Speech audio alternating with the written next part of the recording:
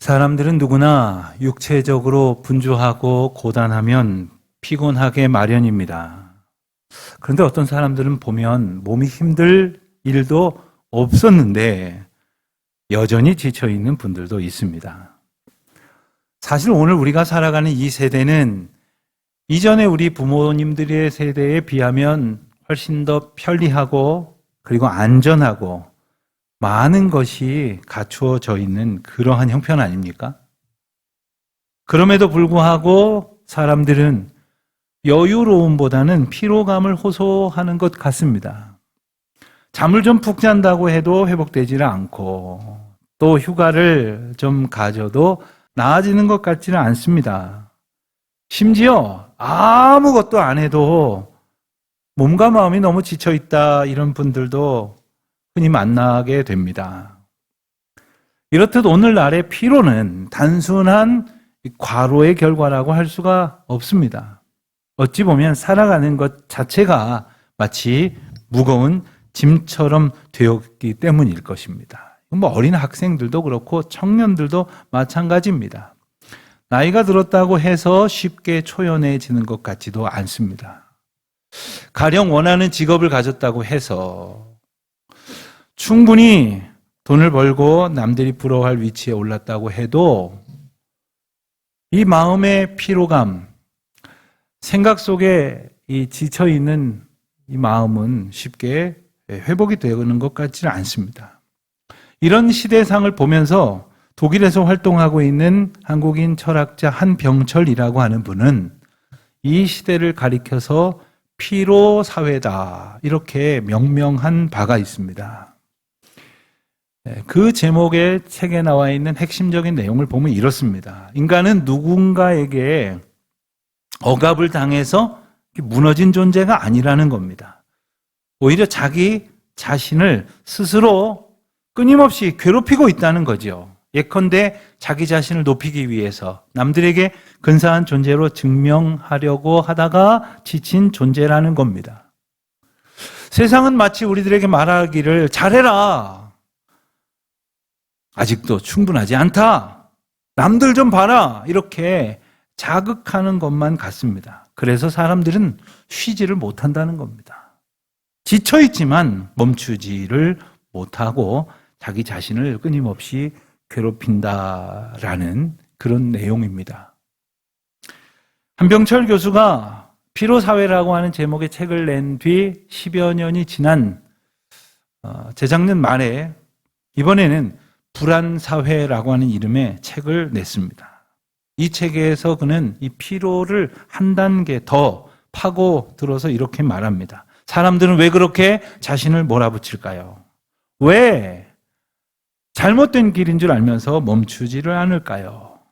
그것은 자기의 가치가 무너질 것 같다고 생각하기 때문이라는 겁니다. 외적인 위협이 원인이 아니라는 말입니다. 내 마음의 문제고 우리 영혼의 문제라는 거예요. 내 인생을 내가 어떻게든 떠받들어야 되고 내가 책임져야 되고 내 가치를 내 스스로가 애써서 증명해야 한다고 생각하기 때문에 시간이 갈수록 지치는 거고 시간이 갈수록 불안해지는 것입니다. 그렇다면 믿음으로 살도록 부름받은 우리의 신앙이 바로 이 지점에서 너무나 중요해집니다. 문제는 신앙생활을 하고 있다는 사람들이 하나님 앞에서조차도 자기의 노력으로, 자기의 수고로 믿음이나 자기의 가치를 증명해 보이려고 애쓴다는 겁니다. 그래서 하나님 앞에 근사한 사람인 것처럼 보여지려고 애써서 복을 받으려고 하고 그런 맥락에서 사람들한테 인정을 받으려고 한다면 그 결과는 피로와 불안 외에 뭐가 있겠습니까? 바로 이 지점에서 오늘 본문의 말씀이 우리에게 들려집니다. 너무나도 잘 아는 말씀. 수고하고 무거운 짐진 자들아 다 내게로 오라 하시는 초청의 메시지인 것이죠. 이 메시지는 누구에게 전해지는 것일까요? 어찌 보면 종교적으로는 누구보다도 가장 열심히 하던 사람들, 그래서 이 신앙이라고 하는 것에 있어서는 충분하다고 여겼던 사람들. 그렇지만 누구보다도 마음과 영혼이 지쳐있는 사람들을 향해서 예수님께서는 초청의 메시지를 주신다는 사실을 우리가 잊지 말아야 합니다. 자, 그렇다면 이 메시지가 나를 향한 것인지를 생각을 해보면서 그 메시지를 좀 더 자세히 보기를 원합니다. 먼저 수고하고 무거운 짐진 자들, 그러니까 수고하는 자들을 부르십니다. 수고하는 자들이라고 하는 원어의 뜻을 좀 더 풀어보면 지쳐 쓰러질 정도로 애쓴 상태에 있는 사람들을 말합니다. 그러니까 한계에 이르러서 이제는 탈진하게 된 상태에 있는 사람들이라는 뜻입니다. 자, 그런데 더 중요한 게 있습니다. 그가 도대체 어떤 종류의 수고를 하고 있었던 것일까요? 우리는 언뜻 생각을 하기를 인생의 수고, 먹고 살기 위한 수고를 떠올릴 것입니다. 마치 언제부턴가 피할 수도 없고 포기할 수도 없는 내 인생에 지워진 무거운 책임 같은 것, 그 수고를 떠올리기도 할 것입니다. 그러나 본문에서 말씀하시는 수고는 그것만을 이야기하는 것이 아닙니다. 물론 그것을 포함하지만 더 중요한 수고는 바로 신앙적인 문제입니다. 이 점을 우리가 분명히 이해하기 위해서는 우리가 함께 읽지는 않았지만 오늘 본문 말씀의 앞부분에 어떤 내용이 나와 있기에 어떤 내용에 이어서 이 말씀을 주고 계시는지를 생각해 볼 필요가 있습니다. 20절부터 24절까지에 등장하는 말씀은 예수님의 책망이라고 이름을 붙일 수가 있습니다. 예수님께서 그동안 많은 곳을 다니시면서 예수님 본연의 사역을 행하셨어요. 그것은 복음을 전파하시고 하나님의 나라에 대해서 가르치시고 많은 병든 자들을 고치시면서 수많은 이적을 행하셨던 일을 말합니다. 그런데 놀랍게도 남들보다 다른 지역보다 훨씬 더 많은 하나님의 은혜를 체험한 사람들이 그리고 그 마을들이 오히려 회개하지 않았다는 것 아닙니까? 그래서 책망을 하신 거예요. 그들은 은혜의 관점에서 볼 때는 남들보다 훨씬 더 먼저 은혜를 받은 사람들이요, 많은 은혜를 오랫동안 경험한 사람들입니다.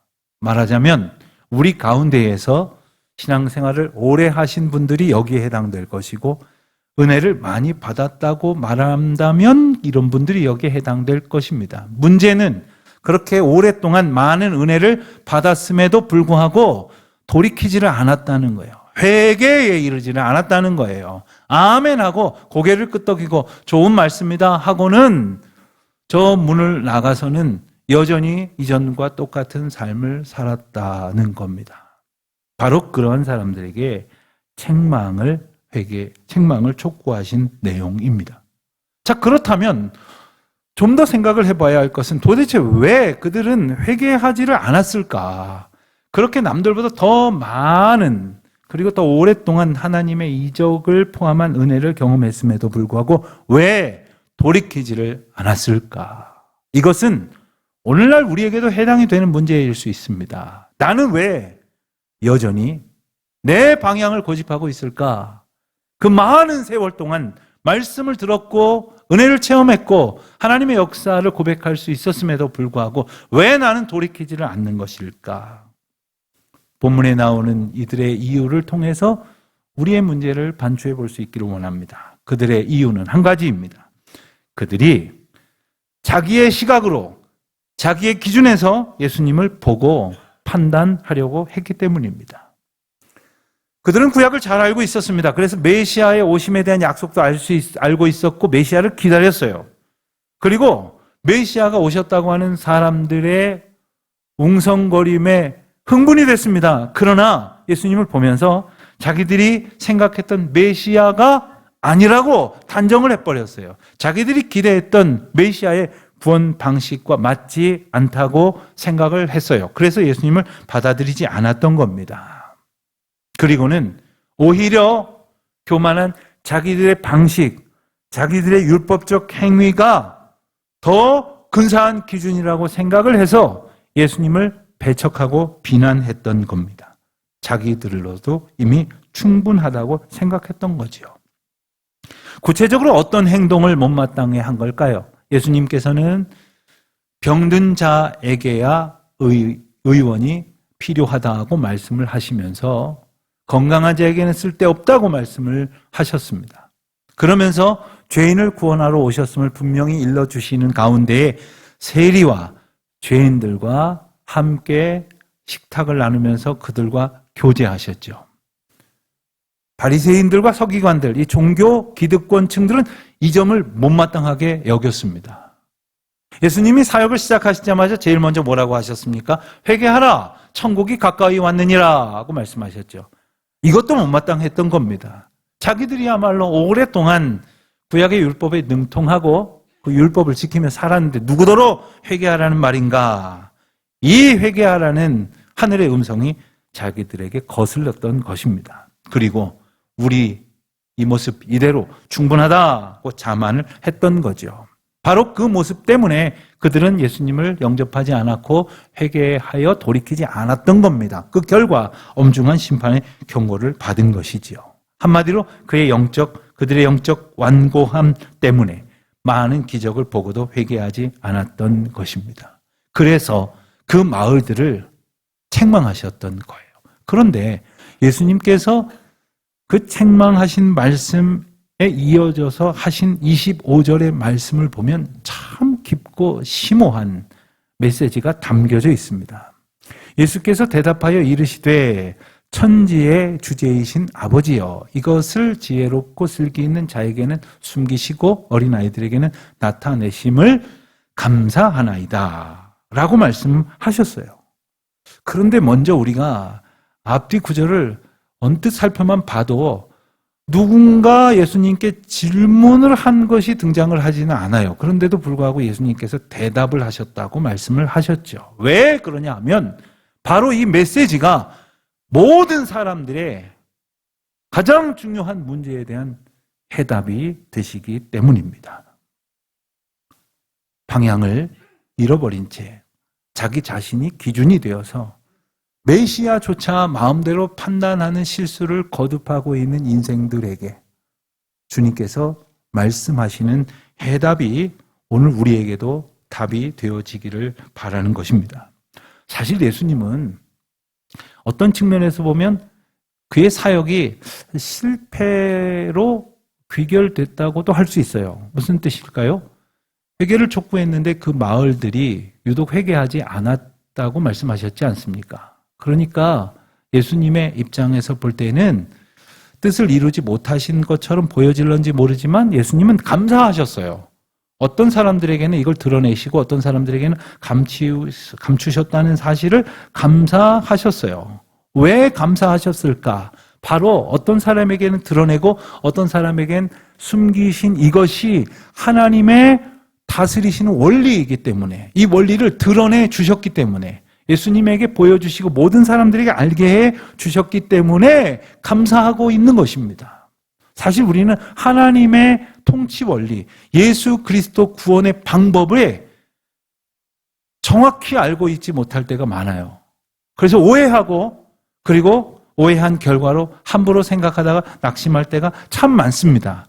그 하나님의 비밀이 뭘까요? 우리가 읽은 대로 지혜롭고 슬기 있는 자에게는 숨기시고 어린아이들에게는 나타내시는 것입니다. 이것이 하나님의 구원 계획과 그것을 이루시는 방법이에요. 예수님이 누구신지, 예수님이 왜 오셨는지, 이 땅에서 무엇을 하시려는지를 드러내 주셨다는 거예요. 예수님이 이 땅에 오셔서 강한 힘으로 세상을 정복하고 지배하시려는 것이 아니라 낮고 낮은 곳에 오셔서 십자가의 길을 걸으심으로 모든 사람들의 죄값을 대신 치르시고 그 은혜를 힘입어서 자녀된 우리로 하여금 회개와 믿음에 들어오게 하시려는 구원의 놀라운 비밀을 보여주셨다는 거예요. 자, 그런데 모두에게 알려주시면 얼마나 좋습니까? 왜 어떤 사람들에게는 보여주셨고 어떤 사람들에게는 숨기셨다는 것일까요?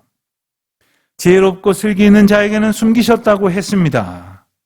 이 말씀의 뜻에는 지혜롭고 슬기 있다고 여기는 자들에게 숨기셨다는 그 비밀을 발견하지 않으면 이 뜻을 이해하지 못하게 될 것입니다. 하나님의 지혜로 내가 살아갈 수 있다고 생각하여 나의 생각을 버리고 나의 나된 것을 포기하는 자가 하나님의 지혜를 얻게 되어지는데 자기 스스로를 충분히 지혜롭다고 생각했어요. 자기 스스로를 슬기 있다고 생각을 했어요. 그러니까 하나님께서 보여주시는 하나님 나라의 원리가 더 이상 보여질 수가 없는 겁니다. 그들에게 자기 자신의 지혜가 기준이 되어버렸기에 하나님은 그들에게는 오히려 숨기셨다고 하셨어요. 그런데 어린아이들에게는 어떻게 하셨다고요? 나타내셨다고 했습니다. 어린아이들 어떻습니까? 엄마 손을 꼭 붙들고 가다가 엄마가 보이지 않으면 앙 울어버립니다. 그리고 막 하고 소리를 지릅니다. 자기 스스로는 아무것도 할 수 없음을 알기에 엄마를 찾는 거예요. 이런 믿음을 가진 사람, 하나님이 아니고서는 나는 아무것도 할 수 없습니다. 예수 그리스도를 붙들지 않고서는 나는 한 걸음도 살아갈 수가 없습니다. 라고 고백하며 살아가는 어린 아이와 같은 믿음의 사람들에게는 나타내셨다는 거예요. 사랑하는 성도 여러분, 하나님의 뜻이 무엇인지 궁금하시지 않습니까?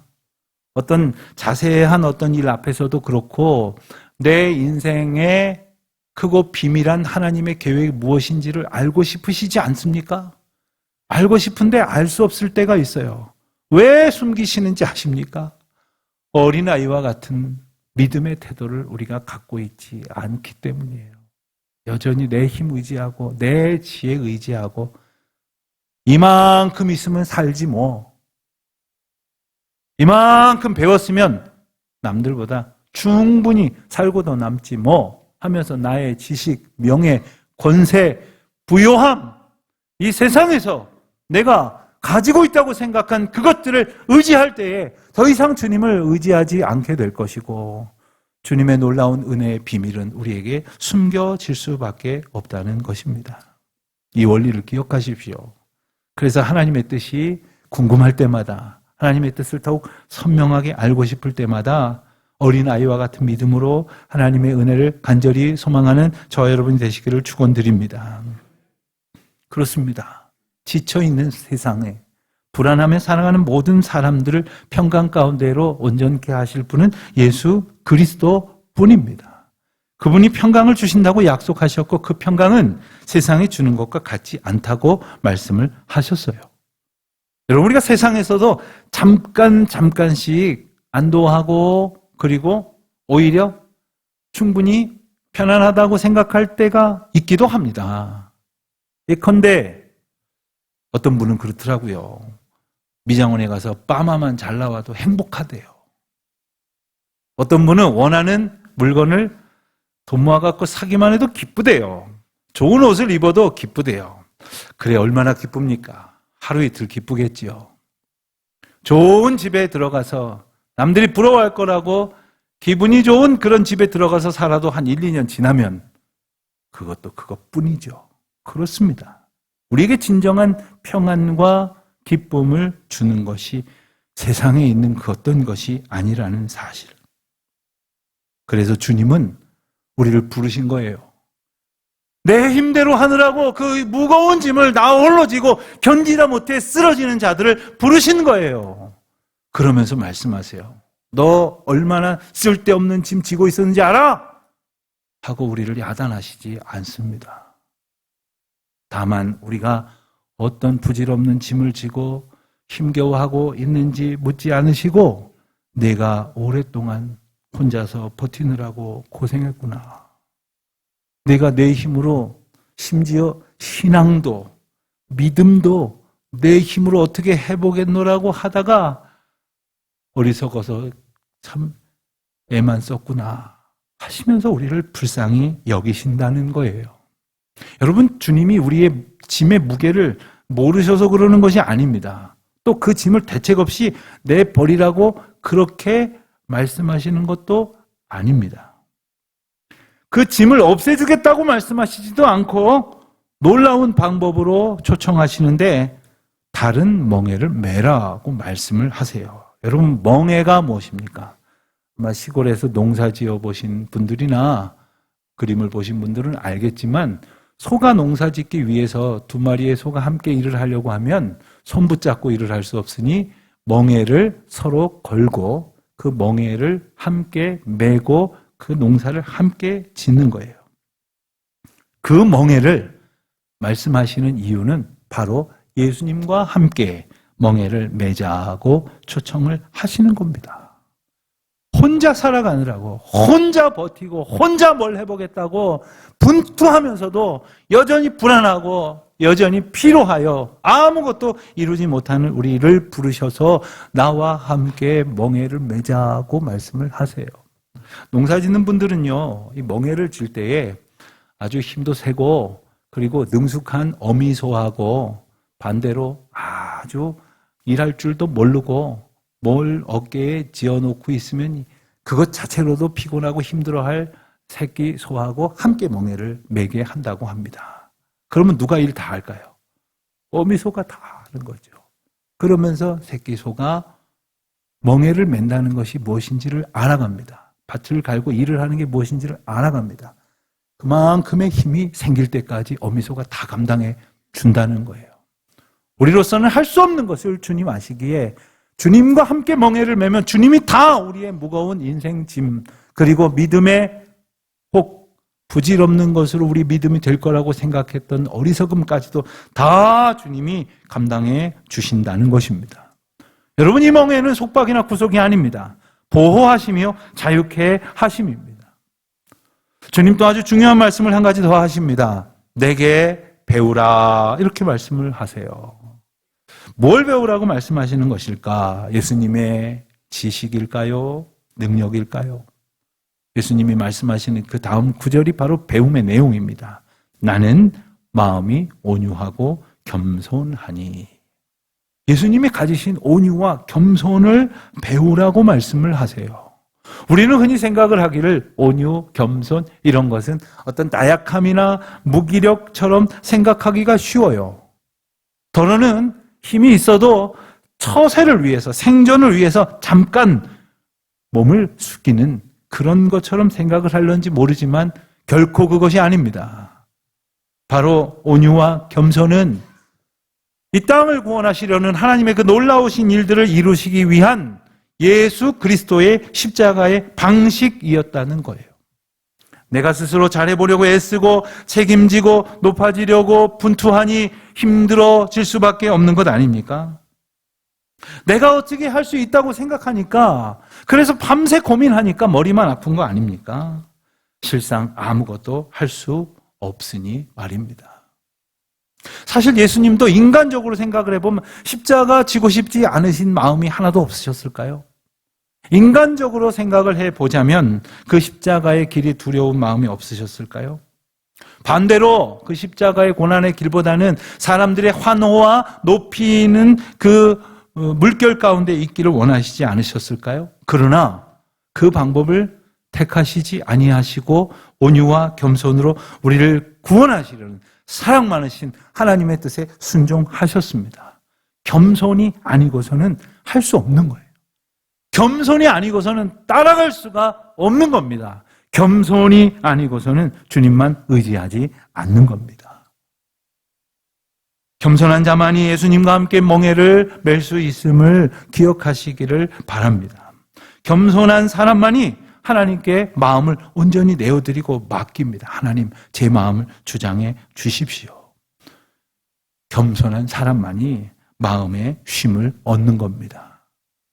상담을 하시는 분들에게 그런 이야기를 들었어요. 상담실에 들어와 앉아있는 것만 해도 겸손한 거라고. 어떤 분들 참 들어서 상담 좀 받아보시죠. 뭔 상담을 내가 누구 앞에 가서 말이야 주저주저리 떠든다고 문제가 해결되는 줄 아냐고. 그만큼도 겸손하지 않으니 누구와 함께 마음을 나누지도 못하는 거예요. 하물며 하나님 앞에 마음을 드리는 것, 예수 그리스도 앞에 내 마음을 온전히 의탁하는 것, 예수님께서 하나님께 보이셨던 겸손과 온유가 그 은혜를 소망하는 우리 모두에게도 넘치도록 임하여 주시기를 축원드립니다. 바로 그때 우리의 마음은 가벼워질 것이고 자유하게 될 것이지 않겠습니까? 주님이 나와 함께 멍에를 매주시니 주님이 온전히 감당해 주시겠다고 약속하시는 것 아닙니까? 여러분들은 어떻게 들으시는지 몰라도 매주일 설교를 준비할 때마다 참 힘들 때가 많이 있습니다. 근데 혼자 하려니까 너무 힘들어요. 서가에 꼽혀있는 책들도 보면서 의지하면 힘이 됩니다. 하물며 성령 하나님 의지하지 않고 무슨 일을 할 수 있겠습니까? 성령 하나님 의지하지 아니하고 하나님의 메시지를 제가 어떻게 전할 수 있겠습니까? 성령 하나님을 의지하지 아니하고 하나님이 인도하시는 걸음을 우리가 어떻게 살아갈 수 있겠냐 하는 것입니다. 그리스도인으로 살아간다고 하는 것은 예수님이 걸으신 길을 걷는 겁니다. 꽃길이고 싶지만 십자가의 길입니다. 하지만 두려워하지 마십시오. 염려하지도 마십시오. 십자가의 길을 능히 걷게 하실 하나님의 능력이 우리의 멍에를 대신 지심으로 온전케 하여 주시고 우리를 모든 고난과 두려움 속에서 건져내 주실 줄 믿습니다. 그 은혜를 힘입어 이제는 주와 함께하는 평안과 기쁨으로 살아가는 우리 모두가 되시기를 주님의 이름으로 축원드립니다.